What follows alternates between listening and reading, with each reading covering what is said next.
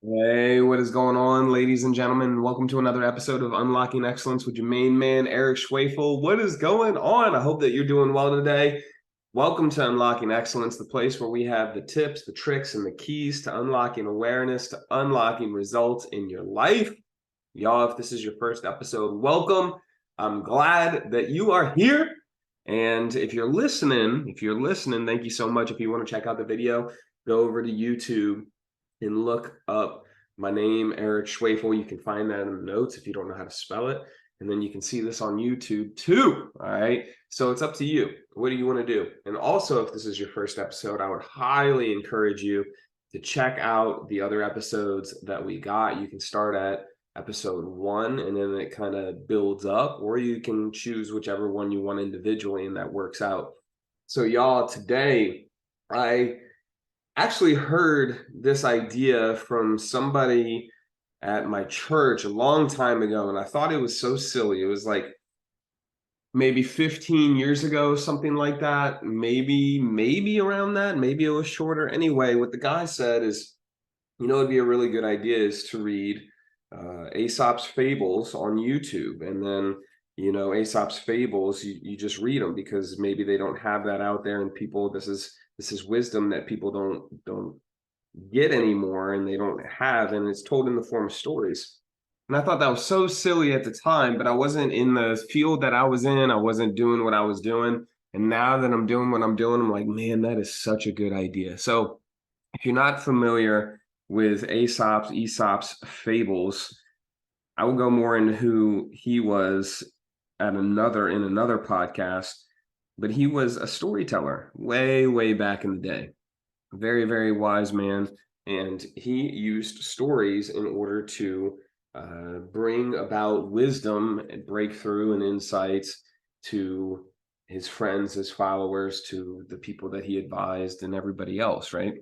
And these have lasted throughout time. Some of these some of these stories that you'll hear, you won't even know that they're Aesop's fables. So if you look at some of the stories that I've shared in the past, you know that I love storytelling. It's one of the best ways to help out and to get a point across, right? So I highly encourage you, my friend, if you're listening to this now, to become a storyteller in one way or another. And then maybe you can use these stories to end up helping out a friend who needs it, or maybe it's your kid or a coworker or somebody like that, right?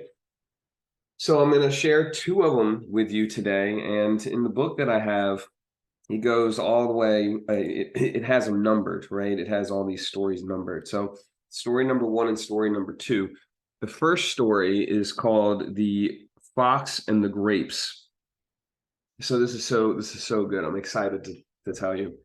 And the stories are short. That's the nice thing about these two, is it's not like they're super long stories, maybe a paragraph, maybe two, but the amount of wisdom that's in them, right? The amount of wisdom that's in them is just mind-boggling. So I'm going to read the story, and then what I'm going to do from there is I'm going to read the wisdom, maybe put like a little bit of my own flavor in there, and we'll talk about it, and then we'll move on to the next one. So the first one, The Fox and the Grapes. A hungry fox saw some fine bunches of grapes hanging from a vine that was trained along a high trellis, and did his best to reach them by jumping as high as he could into the air. But it was all in vain, for they were just out of reach. So he gave up trying and walked away with an air of dignity and unconcern, remarking, "I thought those grapes were ripe, but now I can see they're quite sour." It is easy to despise what you cannot get. So many times in life, we look at things that we wish that we had, or maybe things that we wish we didn't have, or things that we see other people have that we really want. And instead of becoming inspired or asking and communicating in such a way where we can bring that about in our experience, we look at somebody despicably. I don't like them. I didn't even want that anyway. I didn't want it. I tried for it, but it's not something I didn't like it. It is easy to despise what you cannot get. So good. All right, the next one. The goose that laid the golden eggs. Story number 2, the goose that laid the golden eggs. Here we go. A man and his wife had the good fortune to possess a goose which laid a golden egg every day. Lucky though they were, they soon began to think they were not getting rich fast enough and imagining the bird must be made of gold inside. They decided to kill it in order to secure the whole store of precious metal at once. But when they cut it open, they found it was just like any other goose. Thus, they nearly got rich all at once, as they had hoped, nor enjoyed any longer the daily addition to their health. I'll read that one again for you. Thus, they neither got rich all at once, as they had hoped, nor enjoyed any longer the daily addition to their wealth. Much wants more and loses all. Much wants more and loses all. Wow. Yo, deep, right? It's easy to despise what you can not get. It's easy to despise what you cannot get, and much wants more and loses all. So y'all, what did you get from this? What's your takeaway from that, right? Is it to be happy with what you have, to be grateful? And if you're grateful for what you have, then you can have more.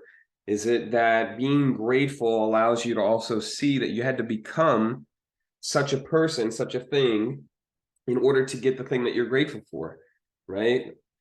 If you wanted to be fit and you're grateful for being fit, you had to become the kind of person who's fit in order to experience that and be grateful for it, right? So with that, my friend, congratulations. Thanks for listening. Share these out. Listen to it again. Let me know what you think in the comments.